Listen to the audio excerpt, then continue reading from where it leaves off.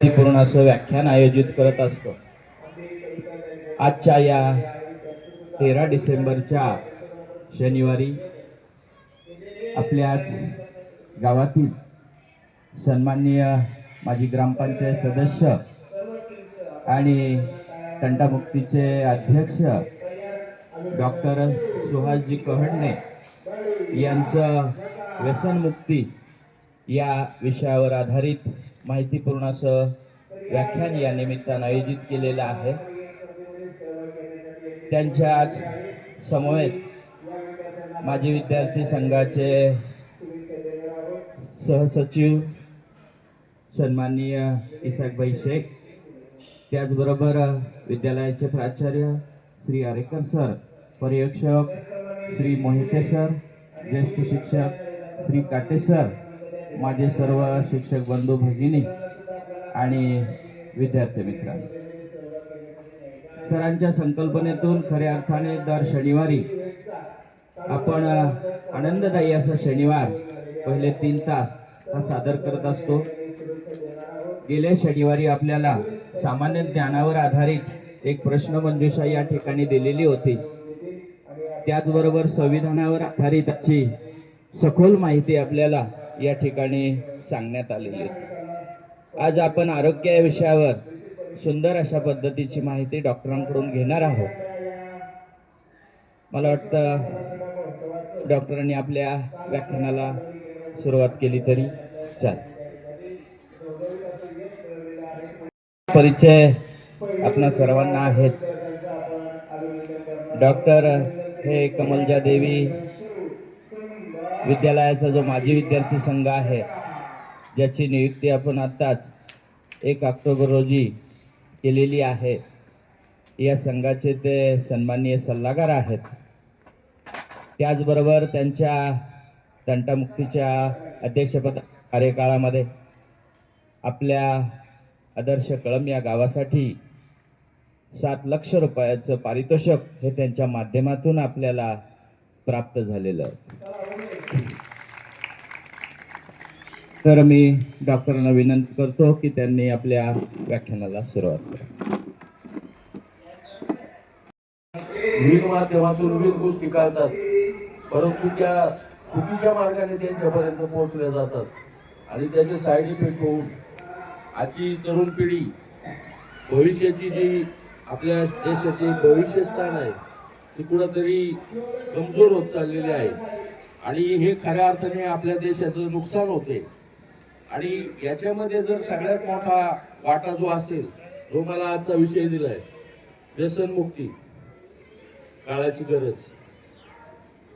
व्यसन, आता व्यसन म्हटलं की तुमच्या सगळ्यांपुढे लगेच येणार तंबाखू खाणे, दारू पिणे, सिगरेट ओढणे, मिसरी लावणे। याच्या व्यतिरिक्त अजून कोणाला वाटतंय का व्यसन म्हणजे काय? तर तुमच्या पुढे नक्कीच प्रश्न पडला असेल। व्यसन या शब्दाची व्याख्या जर करायला गेली तर कुठल्याही गोष्टीचा अतिरेक म्हणजे व्यसन। व्यसन शब्द फक्त त्या विशिष्ट अंमली पदार्थांना लागू आहे असं नाही। एखाद्या विद्यार्थ्याला गुलाबजाम आवडतात, त्याने 2 खाल्ले, 3 खाल्ले, ठीक आहे। त्याने जर त्याच्या क्षमतेपेक्षा 5 गुलाबजाम खाल्ले तर त्याला उलटी होणार। याचा अर्थ काय झाला? त्याला त्या गुलाबजामचं व्यसन आहे, त्याने त्याच्या प्रमाणापेक्षा जास्त सेवन केलं आणि त्या गोष्टीचा त्याला त्रास झाला। म्हणजे कुठल्याही गोष्टीचं अतिरिक्त सेवन, प्रमाणापेक्षा जास्त सेवन, मग ते तुमच्या खाण्याचे पदार्थ असतील, तुमच्या इतर बाबी असतील, त्या गोष्टीला आपण व्यसन म्हणतो। लहानपणापासून आम्ही पाहत आलो, आता तुमच्या काळात पेन्सिल हा विषय संपलेला आहे, आमच्या काळात पाटी आणि पेन्सिल असायची। त्यावेळेस मुलं पेन्सिल खायची।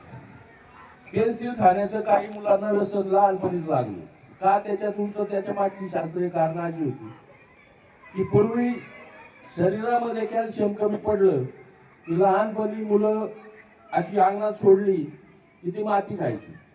आता आजकाल पालक जागरूक झाल्यामुळे आणि फारशी आल्यामुळे मातीचा एवढा संपर्क राहिलेला नाही.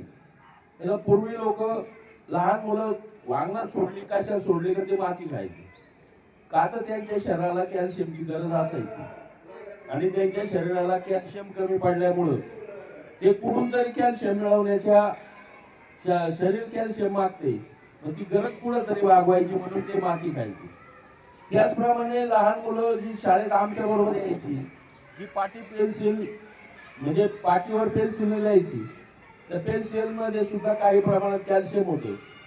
आमच्यातले बरेच जण यावेळेस पेन्सिल खायची, आमच्या लक्षात येत नसायचं की हा का पेन्सिल खातो. म्हणजे आज मी त्या वैद्यकीय क्षेत्रात असल्यामुळं मला हे शास्त्रीय कारण कळलं की त्यावेळेस काय होत असेल आणि कशामुळं मुलं ते डिमांड करत असतील. याच्या मागचं सगळ्यात महत्वाचं कारण हे झालं की आपण सकस आहार घेत नाही, ज्या चांगल्या गोष्टी आहेत त्या अंगीकृत करत नाही, आपण नको त्या गोष्टीच्या मागे चाललोय. मग ती व्यसन, आता तुम्हाला मी मागाशीच सांगितले, दारूचं व्यसन असेल, तुमच्या तंबाखूचं असेल, मिसळीचं असेल, हे झाले खाण्यापिण्यातली व्यसन. परंतु आता लोकांना मीडियाचं व्यसन लागले. म्हणजे बरेच तासन तास टीव्ही पाहणे, तासन तास मोबाईल पाहणे, तासन तास लॅपटॉपवर बसणे, तासन तास म्हणजे, आणि त्याच्यातून अर्थार्जन होईल किंवा आपल्या जीवनात काहीतरी प्रगती घडेल किंवा आपल्याला पुढे जगण्यासाठी काय अंगीकारलं पाहिजे या गोष्टीचं सर्चिंग होताना दिसत नाही. गुगलचा इतका धक्कादायक अहवाल आहे की लहान लहान मुलं सुद्धा नको त्या गोष्टी सर्च करते. याच्या माग सगळी चूक तुमची आहे असं नाही. तुम्ही जे समाजात पाहता, जे समाजात तुमच्या उघड्या डोळ्याने दिसतं आणि त्याचा कुठंतरी तुमच्यावर इफेक्ट होत असतो. म्हणून शासनाने मध्ये योजना आणली की शाळेपासून पानपट्टी लांब पाहिजे. आपल्या भारतामध्ये एकमेव असा देश आहे की कायदा येण्याच्या आधी पळवाटा तयार असतो. मध्ये ते दारूचं दुकान हायवे पासून 500 मीटर आतमध्ये करा असा निर्णय आला, त्याला लोकांनी बगल देऊन असे वाकडे तिकडे नागमोडे रस्ते करून 500 मीटर भरवलं, परंतु दुकाने काय बंद झाली नाही. शासन एकीकडे व्यसनमुक्ती कार्यक्रम राबवतंय आणि एकीकडे अशा अवैध धंद्यांना परवानगी पण देते. त्याच्यामुळे शासनाचं जर तिजोरी त्या अवैध धंद्यांवर चाललेली आहे, त्यांना सरकार चालवायचे, देश चालवायचा आहे, राज्य चालवायचे, ते त्यांच्या पद्धतीने वागतात. परंतु आपण राजहंसाप्रमाणे आपल्याला काय योग्य आहे तेच घेतलं पाहिजे आणि नको त्या गोष्टीकडे दुर्लक्ष केलं पाहिजे. आता तुम्हाला थोडक्यात मी 2-4 व्यसन सांगतो, जास्त डीप मध्ये जाणार नाही. सगळ्यात महत्वाचं जे तुम्ही रुटीन पाहता, तुमच्या डोळ्याला जे दिसतं, तंबाखू खातात लोक, तंबाखू खातात. त्या तंबाखूमुळे फुफ्फुसाचा कर्करोग होतो, घशाचा कर्करोग होतो, महिलांना सुद्धा जिभेचा कर्करोग होतो. बऱ्याच गोष्टीमध्ये तंबाखू कारणीभूत आहे. पण आता काही असे पण तुम्हाला वयस्कर माणसं भेटतील की जे मजेत म्हणतात, मी लहानपणापासून खातो, तुम्हाला कुठं काय झालं, मग तंबाखूने काय होणार आहे, मी तर लहानपणापासून तंबाखू खातो. कुठलीही गोष्ट, प्रत्येकाचं शरीर वेगळं आहे, इंडिव्हिज्युअलायझेशन आहे. 2 जुळी मुलं सुद्धा एकसारखी नसतात. आमच्या वैद्यकीय शास्त्रानुसार जर अभ्यास केला तर त्यांच्यामध्ये सुद्धा चेंजेस असतात. मग प्रत्येकाची डीएनए वेगळे असतात, प्रत्येकाची शरीराची प्रकृती वेगळी असते, प्रत्येकाच्या शरीराची कॅपॅसिटी वेगळी असते, प्रत्येकाच्या शरीराची एखादी गोष्ट पचवण्याची क्षमता वेगळी असते, त्याच्यानुसार ते बदल असतात. परंतु हे जे पदार्थ आहे तुम्ही पाहिलं असेल, जे दारू पितात त्यांचे भविष्यामध्ये त्यांना पोटाचे आजार होतात, त्यांचा लिव्हर खराब होतो, त्यांच्या किडनी डॅमेज होतात आणि ते मोठमोठ्या हॉस्पिटलमध्ये त्यांना ऍडमिट करून लाखोनी खर्च करायला लागतात. बरं, खर्च करूनही शेवटच्या क्षणी आम्ही डॉक्टर सुद्धा हातबल होतो, कारण त्यांचं शरीर आतून एवढं पोखरलेलं असतं की त्याच्यावर औषधं सुद्धा काम करत नाही. दारू अशी गोष्ट आहे जी शरीराची प्रत्येक, आपलं शरीर सेल्सने बनलेलं आहे, तर ती दारू प्रत्येक सेल पर्यंत जाते आणि प्रत्येक सेलवर इफेक्ट करते. मग ते तुम्हाला त्वचेचे आजार होतील, कोणाला मानसिक आजार होतील, कोणाला पोटाचा आजार होतोच, आणि भूक न लागणे, वजन कमी होणे, आणि त्याच्यामुळे तुमच्या शरीराची अवस्था बिकट होऊन तुम्हाला बाकीचे आजार असतात. मग त्यामध्ये ट्युबरक्युलोसिस असेल, टीबी होतो, त्वचेचे आजार असतील. तुमचे आता पहा, आजकाल लहान मुलांना कमी वयात चष्मा लागायला लागला. लहान मुलांची केस अकाली पांढरे व्हायला लागली. लहान मुलांना केस लहानपणीच जायला लागले. आता तुम्ही पाहताय, आमच्या वेळेस आरेकर सर मुलं अशी होती वर्गात की त्यांना मिशा असायच्या. 6वी 7वीच्या पोरांना एवढी ते पडपोर असायची. सर मुलांना घाबरायची. तर आताची जर मुलं पाहिली, ही त्यावेळेस आमच्या वेळेस प्राथमिकला अशी मुलं असायची. आणि आज जर माध्यमिकला त्यांची शरीरयष्टी अशी, म्हणजे कुठंतरी चुकतंय आपल्या खाण्यापिण्यामध्ये. आता सिगरेट स्मोकिंगचं एक व्यसन असते. जे लोक सिगरेट स्मोक करतात त्यांचं फुफ्फुस आतून अख्खं कार्बनवर पॅक होऊन जातं. तुम्ही आता मध्ये पाहिलं की कोरोना महामारी आजार आला होता, तुमच्या सगळ्यांच्या शाळा बंद होत्या, तुम्हाला घरूनच अभ्यास करायला लागत होता. त्या कोरोना काळात तुम्ही पाहिलं असेल, सगळ्यात जास्त व्यक्ती ज्या गेल्या त्या 2 प्रकारच्या गेल्या. एक ज्यांना व्यसन होतं आणि दुसरे जे आजारी होते. आजारी म्हणजे ज्यांना पूर्वी हार्टचा आजार आहे, डायबिटीस आहे, कोणाला म्हणजे विविध आजार असतात शरीरामध्ये, कॅन्सर आहे. तर अशी जी लोक होती त्यांच्या शरीराने त्या व्हायरसची फाईट केली नाही का? त्यांचं शरीर वीक होतं. त्यांचं शरीर रोगप्रतिकार शक्ती कमी असल्यामुळं त्या आजाराशी ते लढू शकले नाही, झुंजू शकले नाही. आणि चांगली लोक त्या कोरोनाच्या काळात मृत्युमुखी पडली. तशीच कंडिशन कोणाची झाली? ज्यांनी जे दारू पित होते, ज्यांचं लिव्हर खराब आहे, त्यांच्या लिव्हर खराब असल्यामुळं शरीरामधली त्यांची विविध जे चयापचय संस्था असते किंवा रोगप्रतिकार शक्ती निर्माण करण्याची जी कॅपॅसिटी असते किंवा शरीरामध्ये रक्त निर्माण करण्याची जी प्रोसिजर असते, याच्यात कुठंतरी हॅम्पर्ड झालं. आणि त्या लोकांना म्हणजे कोरोनाने नाही लोक गेली, ही तुमची शरीर स्वास्थ्य ठीक नसल्यामुळे त्याच्यात डिस्टर्ब होऊन बरीच लोक गेली. म्हणजे याचा अर्थ काय झाला की तुमचं खानपान चांगलं पाहिजे, उत्कृष्ट तुमचा बॅलन्स डाएट पाहिजे. आता हे म्हातारे तुम्ही पाहिलं, जुन्या आजीबाई मिसळी लावायच्या. बऱ्याच जणांना तोंडाचे कर्करोग झाले होते, बऱ्याच आज्यांना विविध आजार होऊन गेले. ह्या व्यसनांचा परिणाम हा दुरोगामी असतो, लगेच जाणवत नाही. तुम्हाला आता लेटेस्ट मधले जो व्यसन आहेत, जी नवीन खुणावत आहेत, आता मी पाहिलं, मी पण पाहतो गावामध्ये असताना, आता ती पोरं स्टिंग प्यायला लागली. 20 रुपयात व्यसन आहे, 20 रुपयात. पण त्याच्यामध्ये जे घटक आहेत ते घटक सुद्धा एखाद्या दारूने जे लिव्हरवर परिणाम होतो तोच परिणाम त्या स्टिंगने होतो. त्याच्यामधले घटक कोण वाचत नाही, कारण ते घटक इतक्या बारीक अक्षरात लिहिलेले असतात आणि त्याचे साईड इफेक्ट माहीत नसते. लोकांना पोरांना वाटते बरे 20 रुपये तुझे 10 दे, माझे 10, चाल जाऊ स्टिंग पिऊ. करताय का नाही तुमच्यातले बरेच जण? आणि तुमच्यातले आता जर आम्हाला गावात स्टिंग पिताना दिसला सर, आम्ही तिथं जायला धरणार, तुमच्याकडे घेऊन येणार. कारण व्यावसायिकांनी त्यांचा बिझनेस आहे, त्यांनी काय विकावं काय विकू नये त्याला आपण निर्बंध घालू शकत नाही. मी मगाशी सांगितलं, शासन नियम करते, पण ते नियमाचं किती पालन होते हा अभ्यासाचा विषय. परंतु आपण आपल्या स्वतःवर कंट्रोल ठेवू शकतो. आता तो गुटखा बनवला जातो. गुटखा कसा बनवला जातो माहितीये का तुम्हाला? केमिकल युक्त कात असतो, गाईचं रक्त असतं, अरारूट पावडर असते, काच आपण जी काच असते ती काचेचा चुरा असतो त्या गुटख्यामध्ये. अक्षरशः लोकांच्या ते लक्षात येत नाही.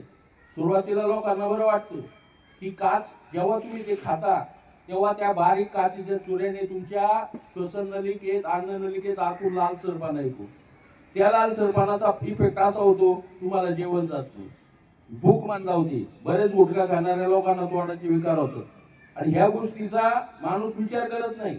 आणि मग ते काय होतं, ती जखम चरत राहते, मग ते परत मागतं, परत माणूस गुटखा खातो. मग ह्या गुटख्यामुळं तुमच्या पोटाचे आजार, तुमच्या छातीचे विकार, तुमच्या पूर्ण शरीरावर जे मज्जातंतू आहे, शरीरामध्ये सगळ्यात जास्त आपल्याला आता एखादा मारणारे डोळ्याने ते पाहिलं, याने हात उगारलाय, तो डोळा काय करतो, आपल्या मेंदूला सिग्नल देतो की आता बाबा पुढचा माणूस मला मारणार आहे. तुमचा हात ऑटोमॅटिक त्याचा हात धरायला पुढे जातो. ही जी सिस्टीम असते ही नर्वस सिस्टीम म्हणतो आपण त्याला, मज्जातंतूची संरचना असते.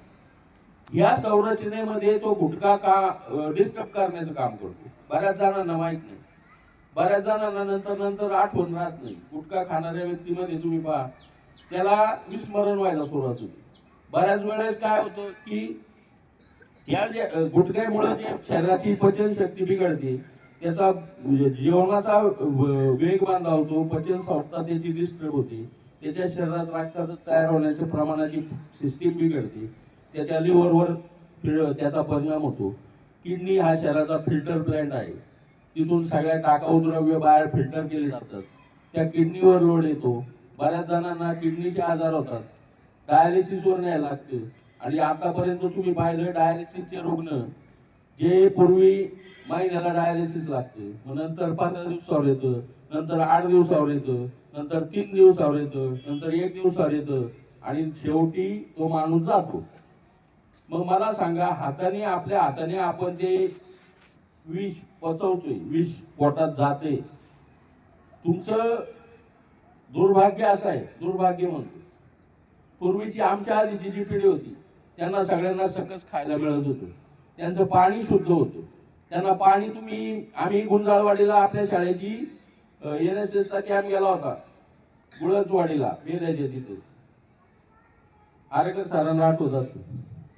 अक्षरशः त्या ओढ्यामधलं पाणी आम्ही जेरेने काढून पिलो, आणि ते इतकं गोड लागायचं, त्याचं नावच त्या ओढ्याच्या पाण्यावरून गुळजवाडी, तर गुळासारखं पाणी लागायचं. ओढ्याचं पाणी पिलेली आमची पिढी. नदीच्या पाण्यामध्ये आपल्या नदीला त्यावेळेस केटी बंदर नव्हती, त्याचे ते झिरे करून पाणी काढायचं, म्हणजे खड्डा करायचा, त्याच्यात पाणी साकळायचं, म्हणजे वाटीने नाही याने घ्यायचं आणि ते घरी आणून प्यायचं. अशा पद्धतीने पाणी आम्ही पिलेलो आहे, जे पाणी खरंच शुद्ध होतं. पण आज प्रॉब्लेम काय झालाय की हे जे शेती आपल्याकडे बागायती शेती झाली, बऱ्याच ठिकाणी रासायनिक खतांचा एवढा वापर वाढलाय, ते पाणी नाही म्हटलं तरी जमिनीच्या पोटात मुरतं. ते इनडायरेक्टली जेव्हा पाऊस होतो तेव्हा ते नदीला येतं, ते आपल्या पिण्याच्या पाण्यामध्ये इनडायरेक्टली मिसळलं जातं. जे विविध आता तुम्ही पाहिलं की विविध, आता समजा फ्लॉवर आहे, कोबी आहे, पिकं आहे, तुम्ही घरी पाहिलं असेल, तुमचे वडील तुमचे घरात कोणीतरी ते फवारत असतं. आज फवारलं ते माल उद्या पुण्याला जातो, ती लोक धुतात, धुवून त्याच्यावर लगेच प्रक्रिया होते असं नाही. पानं हे प्रकाश संश्लेषण क्रियेद्वारे अन्न बनवतात, हे तुम्हाला माहिती.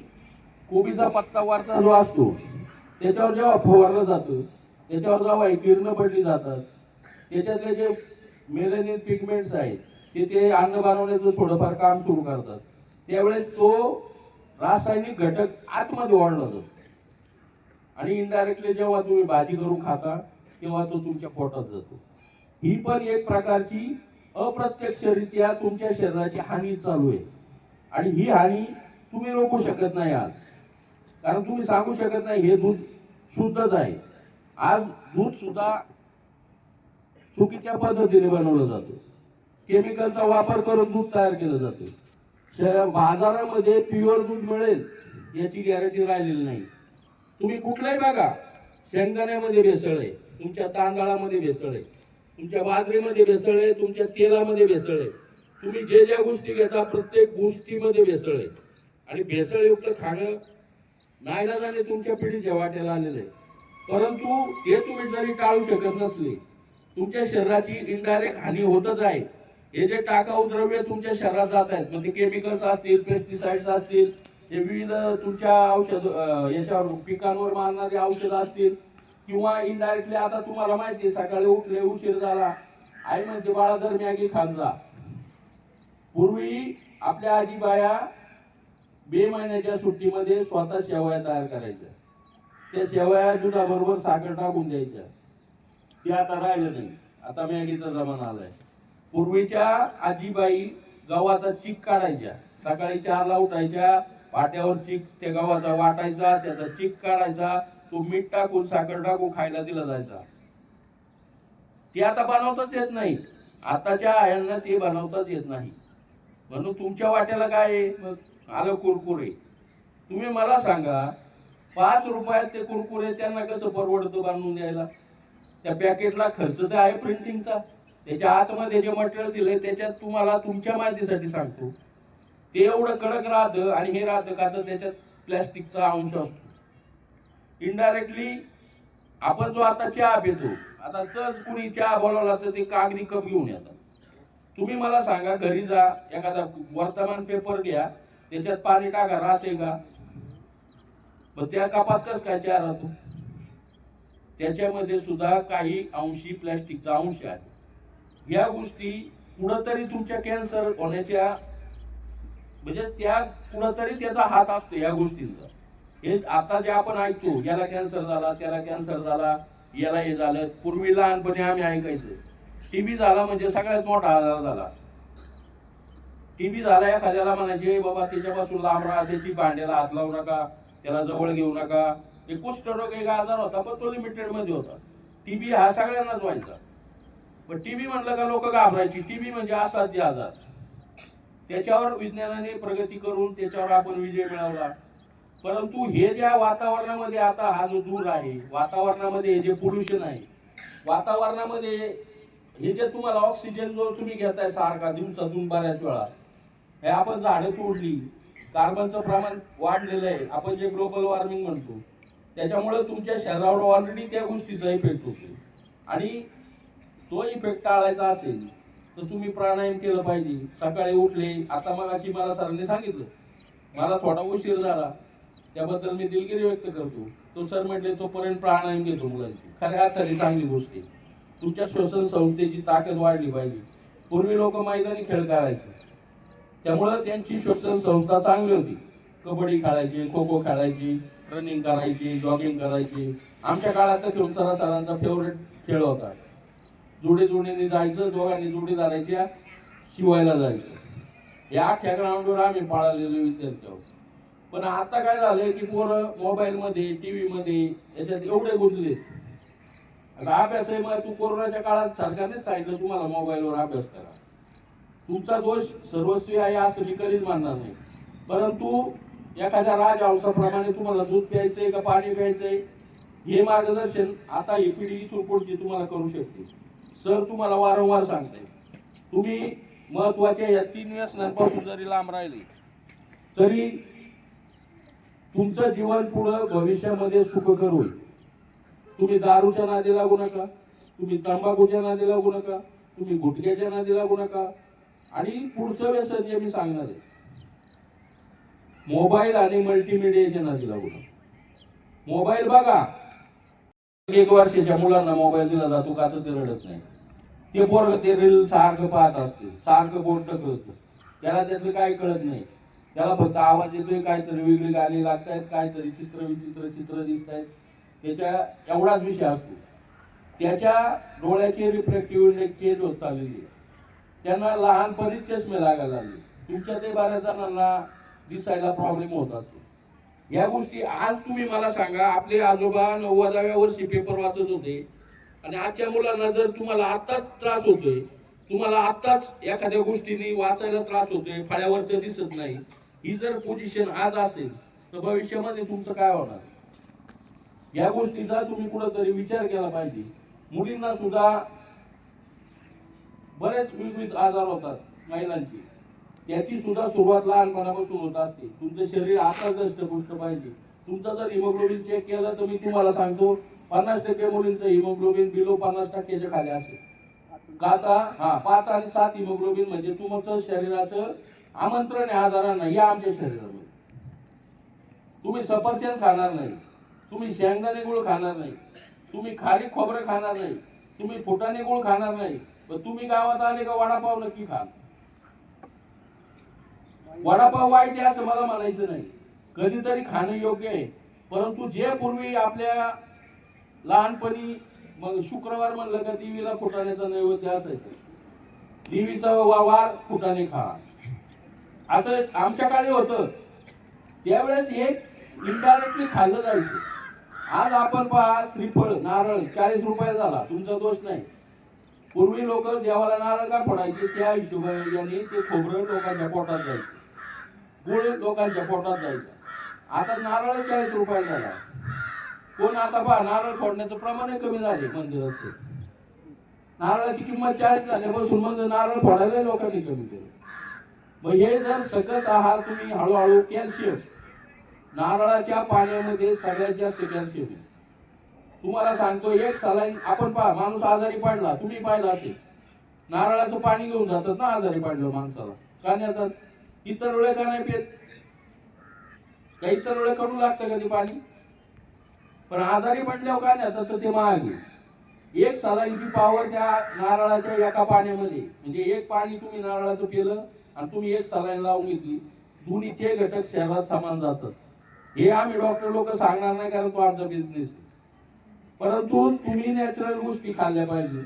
टोमॅटो तुम्ही मला सांगा, शेवटचं तुम्ही रस्त्याने जाताना झाडाचं टोमॅटो तोडून कधी खाल्ले? दिवसात तुम्ही 4 वेळा चहा प्याल. मी आता तिकडेच येणार आहे. चहा आणि कॉफी हे सुद्धा व्यसन आहे. चहामध्ये टॅनिन नावाचा घटक आहे आणि कॉफीमध्ये कॅफिन नावाचा घटक आहे. मी मगाशी जे तुम्हाला स्टिंगचं सांगितलं, तुम्ही स्टिंगची बाटली कधी बघा, म्हणजे प्यायला घेऊ नका, मोकळी असेल तर बघा, त्याच्यावर कॅफिन लिहिलेलं आहे. कॅफिनचं प्रमाण किती आहे पहा. एक कॉफी पिल्यानंतर शरीरामध्ये जे कॅफिन जातं ते पचवायला शरीराला खूप जास्त त्रास होतो. टॅनिन असा घटक आहे. पूर्वी त्या टॅनिनचा उपयोग कशासाठी व्हायचा मी तुम्हाला सांगतो. आता कातडी कमावणे, जुनी एखादं प्राणी मेल्यानंतर त्याचं कातड काढून आणले, ते वाळवणे, त्याला ते प्रोसेस करणे, हे तर तुमच्या डोळ्यांनी कधी तुम्हाला पाहायलाच भेटत नाही. तुम्ही डायरेक्ट रेडीमेड चपला तुमच्या दुकानात जाऊन घेता, त्या घालता. पण आमच्या काळामध्ये आम्ही पाहिले मेलेल्या जनावरांची कातडी कशी कमावली जायची. त्यावेळेस हे टॅनिन नावाचा जो द्रव आहे तो त्या कातड्याला लावला जायचा. का? तर ते कातड कडक राहिलं पाहिजे, कातड लूज नाही राहिलं पाहिजे. मग मला सांगा, तो चहा जर आपण दिवसात 4 वेळा पिलो, आपल्या पोटामध्ये जे कातडी आहे त्यांच्यावर त्या टॅनिनचा काय इफेक्ट होत असेल? ते तुमच्या पोटाचे जे लहान आतड, मोठं आतड, हे जे असं कॉन्ट्रॅक्ट रिलॅक्स होत असतं, म्हणजे आकुंचन पावतं, प्रसरण पावतं. आपण पोट हालत असतं ना, आपलं पोट शांत आहे का? पोट हालत असतं ना, तुम्ही पहा, तुमचं पोट कायम वर खाली होत असतं. ज्याला मोठी ढेर आहे त्याचं लगेच दिसतं, बाकीच्यांचं नाही दिसत. परंतु ते लहान आतडे मोठ्या आतड्यावर त्याचा इफेक्ट होतो आणि ती आतडी कडक होतात. काय होतात? कडक होतात. कडक झाल्यामुळं काय होतं की संडासला साफ होत नाही. संडासला साफ होत नाही. त्याच्यानंतर जे आपण तुम्ही कायम ऐकलं असेल घरात, मला पित्त झालं. आज जनरल आजार झालाय. पित्त होणे हा जनरल आजार झालाय. जसं काय साथीचाच आजार आलाय प्रत्येकाच्या घरात. जो तो म्हणतो मला पित्त झालं, मला ऍसिडिटी. याचं कारण असं आहे, चहा हा सगळ्यात मोठा मारक आहे. हा चहा इंग्रजांनी भारतात आणला. हे भारताचं पेय नाही. भारतामध्ये पूर्वी पाहुणा कुठून फिरून आला, पूर्वी आता मोबाईलवर तुम्ही मेसेज देता, उद्या लग्न आहे, अमुक मंगल कार्यालयात 11 वाजता या. त्यावेळी असं नव्हतं. एखाद्याचा मृत्यू झाला घरात तर सांगायला सायकल जायची, पाय जायची गावोगावी. त्यावेळेस अशी कम्युनिकेशनची साधनं नव्हती, पण त्या लोकांना शास्त्र कळत होतं. ते उन्हातून आलेल्या माणसाला पहिला एक गुळाचा खाडा द्यायचे आणि साधं पाणी प्यायला द्यायचे. कारण गुळ हा उष्णता मारक आहे आणि पाण्यामुळे त्याच्या शरीरामध्ये जे इलेक्ट्रोलाइट बॅलन्स बिघडला उन्हात आल्यामुळे तो कव्हर व्हायचा. जुन्या लोकांना या किरकोळ कारकोळ गोष्टी बऱ्याच माहित होत्या. जुनी लोक, त्यांना शास्त्र माहित नव्हतं, पण त्यांनी जे आपल्याला जीवन जगण्यासाठी खानपान हे जे घालून दिलं होतं त्याच्या मागे काहीतरी शास्त्रीय कारण होती. आणि आपण नेमकं त्याच्या उलट केलंय. आपण सकाळी चहामध्ये बटर बुडून खातो, आपण चहामध्ये बिस्किट बुडून खातो, आपण चहा पितो. लहान मुलं पूर्वी चहा पित नव्हती, लहान मुलांना दूधच दिलं जायचं. आता दूध सुद्धा खराब आहे, मी मागाशीच सांगितलं. परंतु अन्नाच्या गोष्टीमध्ये तुम्ही काय करू शकत नाही हे मला मान्य. त्यावेळी गावामध्ये आरो फिल्टर प्लांट आणण्याचा माझा महत्वाकांक्षी प्रकल्प होता आणि तो मी रिसिव्ह आणला. याचं कारण असं होतं, मला माहिती इथून पुढच्या काळामध्ये शुद्ध पाणी ही सगळ्यात मोठी समस्या आहे. हे एक प्रकारे व्यसनच आहे. आपण हे जे खराब पाणी पितो, जसं आपण एखादा घटक दारू पितो म्हणजे चुकीचा द्रव पोटात घालतो, तसं पाणी सुद्धा आपण जर कंटॅमिनेटेड पाणी पिलो तर त्याचा शरीरावर वाईट इफेक्ट होतो. आपण सगळ्यात पहिला आरो प्लांट गावात केला. गावातल्या लोकांना शुद्ध पाणी मिळावं हा त्याच्या मागचा हेतू होता. कारण भविष्यामध्ये या ज्या लढाया होणार आहेत आता त्या पाण्यावर होणार आहे. यंदा ठीक आहे, पाऊस जास्त झाला, काही गावांना पाणी सुद्धा प्यायला मिळत नाही. ती लोक कुठे डोंगरातून काऱ्या कोपऱ्यातून पाणी घेऊन येतात आणि ते पाणी पितात. ह्या ज्या गोष्टी आहेत, 2 मिनिटं थांब रे बाबा.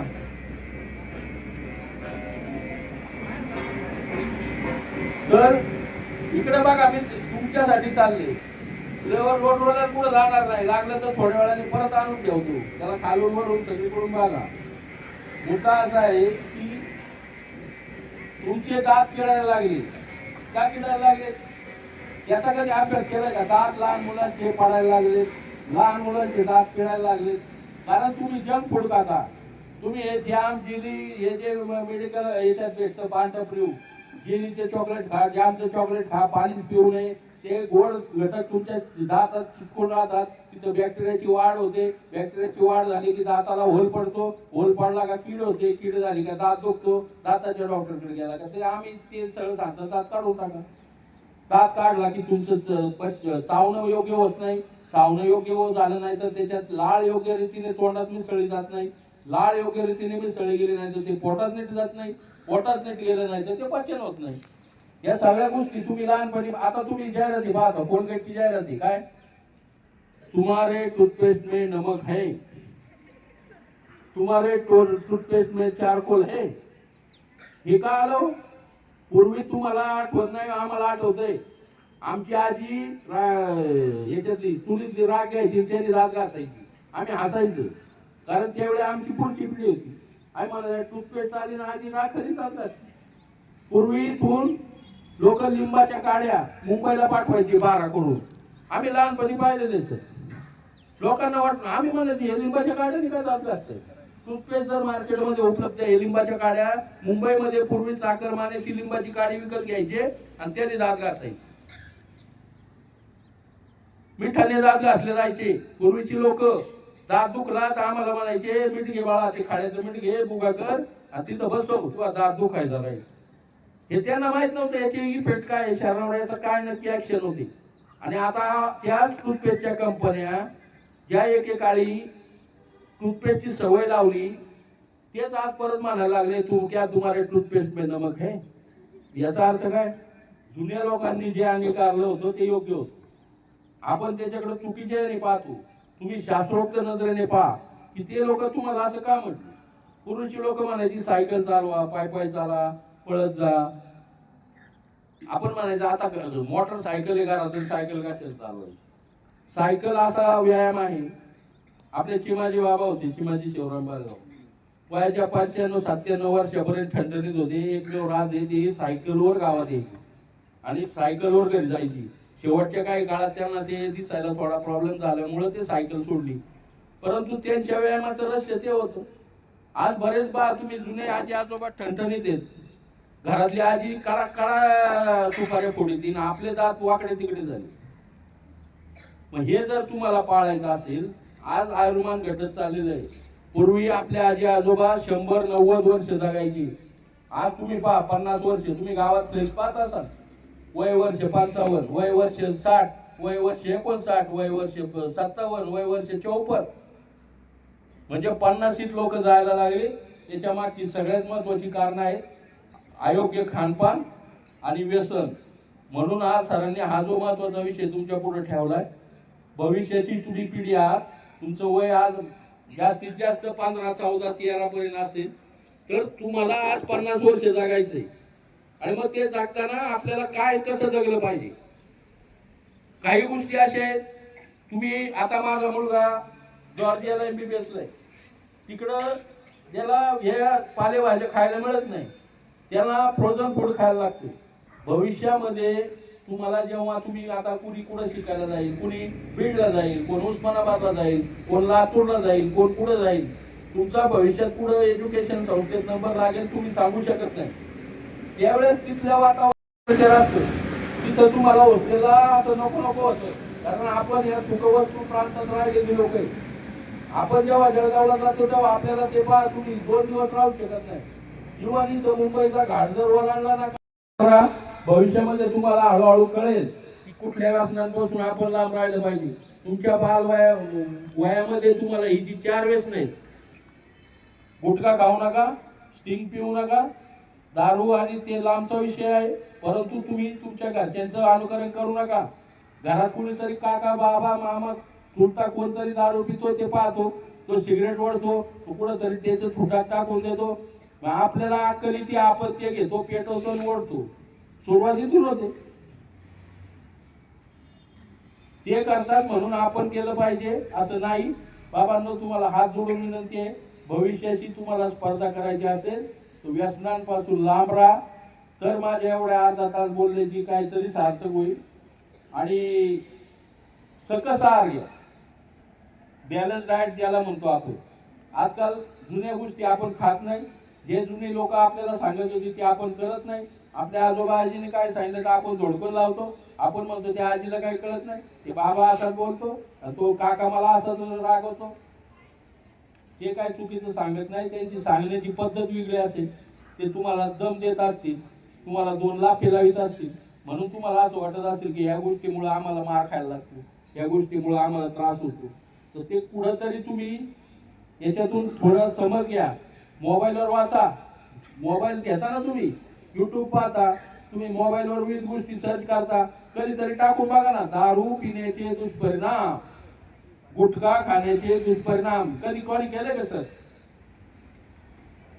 कुरकुरे खाल्ल्याने काय त्रास होतो हे टाकून बघा ना. स्टिंग पेल्यानंतर शरीराला कुठली इजा होते.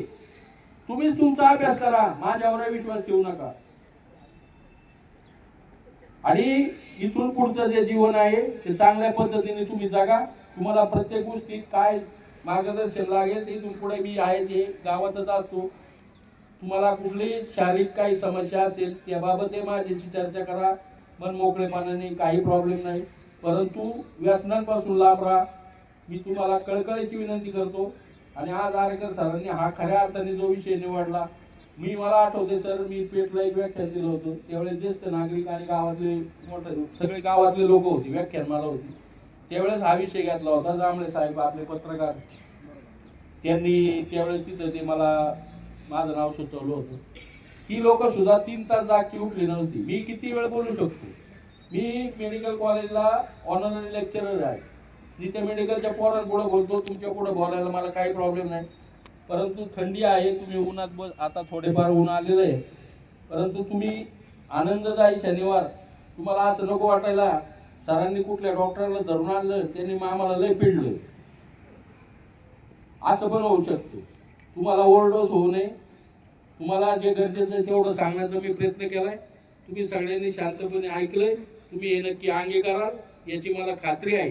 आणि इथून पुढे मला तुम्ही गावात स्टिंग पिताना दिसणार नाही, आणि जो दिसेल त्याला मी सोडणार नाही, हे तुम्हाला सांगतो. सरांनी मला बोलवलं, इसाकबाईंचा मला काल फोन आला की डॉक्टर उद्या व्यसनमुक्तीवर आनंददायी शनिवार असा प्रकल्प शाळेमध्ये चालू आहे, तुम्हाला व्यसनमुक्ती या विषयावर बोलायचं. म्हटलं ठीक आहे आयुबाई, ते इसाकबाई मी सकाळीच येतो.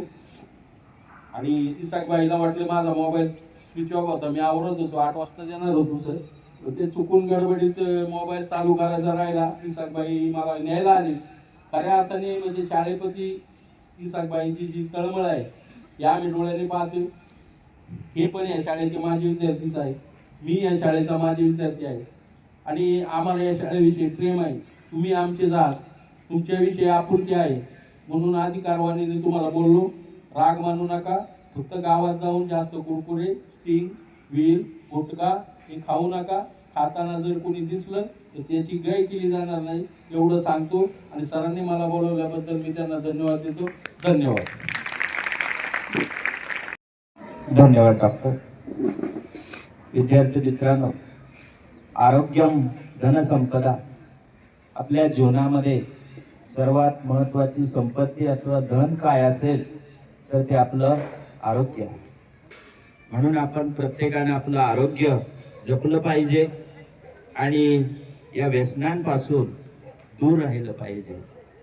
खरं तर तुमचं हे व्यसनाचं वय नाहीये, पण भविष्यात आपण व्यसन करू नये, खऱ्या अर्थानं हा त्या पाठीमागचा उद्देश आहे. आणि त्या निमित्तानंच आजचं हे व्याख्यान या ठिकाणी सरांनी आणि आपल्या माझे विद्यार्थी संघाचे सहसचिव, आपल्या सर्वांना सुपरिचित असणारे इसाकभाई शेख आणि विद्यालयाचे प्राचार्य सन्माननीय श्री आरेकर सर यांच्या माध्यमातून खऱ्या अर्थानं याच्या व्याख्यानाचं आयोजन विद्यालयामध्ये करण्यात आलेलं होतं. या निमित्तानं आपल्याला डॉक्टरांनी अतिशय सखोल अशा पद्धतीची आरोग्यविषयक माहिती सांगितलेली आहे. आज खऱ्या अर्थानं आमची पिढी जरी ओढ्याचं नदीचं पाणी पिऊन आणि फडक्यातली भाकरी आणि चटणी खाऊन जरी आम्ही शाळा शिकलेलो असलो, तुमची पिढी आज तशी नाहीये. नक्कीच यामध्ये काळानुरूप बदल झालेला आहे, आहारामध्ये बदल झालेला आहे. संकरित सर्व काही धान्य असेल पदार्थ आहे हे आपल्या घरामध्ये येतात आणि त्याच्यातून सुद्धा आपल्याला विविध प्रकारचे आजार हे होत असतात. परंतु आपण काळजी घेतली तर निश्चितच आपण यापासून दूर राहू. डॉक्टरांनी सांगितल्याप्रमाणे जे हे फास्ट फूड आहे, जे स्नॅक्स आपण ज्याला म्हणतो, कुरकुरे असतील, डॉक्टरांनी सांगितलं, त्यांच्या निदर्शनास आलं ते गावामध्ये की कोणीतरी विद्यार्थी त्या ठिकाणी स्टिंग असेल काय, आपण तर काही ते पाहिलं नाही, परंतु असे जर विद्यार्थी कोणी दिसले तर आता त्यांचा CCTV तुमच्या पाठीमागे आहे. कोणी गावामध्ये दिसतील त्यांना डॉक्टर या ठिकाणी घेऊनच येणार आहे. त्याला निश्चित प्रकारे या ठिकाणी शिक्षा होईल. असो, या ठिकाणी आपण निश्चितच पुढील काळामध्ये आपल्या आरोग्याविषयी काळजी घेऊया आणि या व्यसनांपासून दूर राहूया. डॉक्टरांनी केलेल्या अतिशय उद्बोधक अशा या व्याख्यानाबद्दल विद्यालयाचे प्राचार्य सन्माननीय श्री आरेकर सर यांच्या शुभ हस्ते त्यांना पुष्पगुच्छ, श्रीफळ आणि शाल देऊन त्यांचा छोटासा सन्मान या ठिकाणी होतो.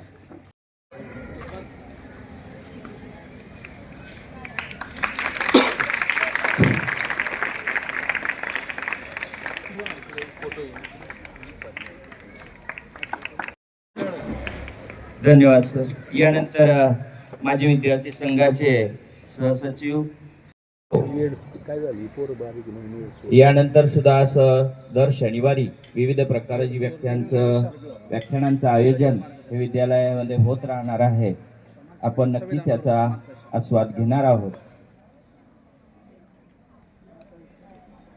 यानंतर मी सरांच्या वतीने हा छोटासा कार्यक्रम या ठिकाणी संपला असं जाहीर करतो. यानंतर काटे सर आपल्याला पुढचं नियोजन